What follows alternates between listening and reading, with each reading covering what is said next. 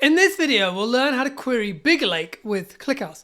So BigLake is Google Cloud's managed data lake service. It's similar in spirit to Unity Catalog or AWS Glue and provides a unified access control layer for data stored in Google Cloud.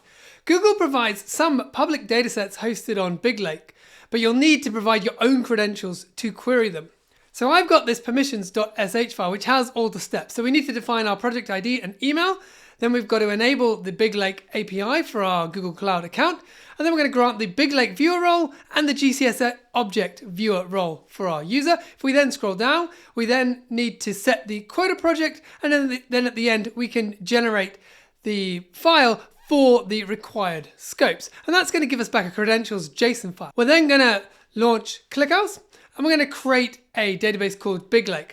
Now in here, we've got inside data lake catalog, we've got the path to the REST catalog, and then under settings, we're going to have catalog types going to be BigLake, and then we need to pull out these client ID, client secret, refresh token, quota project ID from the credentials file that we just created, and then we're going to use one of the public warehouses that Google have set up.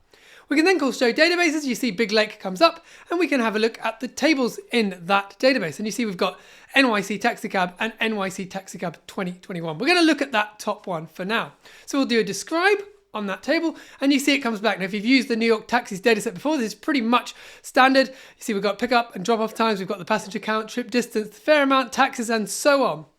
We can do a count on the table to see how many records we've got, and it's just under 1.3 billion. What's also cool is that if we query the Iceberg history table, we can see how the data was populated into this catalog or into the underlying Iceberg table. So you can see we've got a bunch of snapshots going back to the 7th of January this year. And we could then change the count query so that we have a bunch of different count queries. So we'll count it from the first snapshot, then we'll do the fifth one, and then we'll do with no settings at the end. And so that's going to be like the current state. And you see it comes back. So the first commit or the first snapshot had just one record. The next one added in another 99 million. And then as we saw before, we're up to just under 1.3 billion.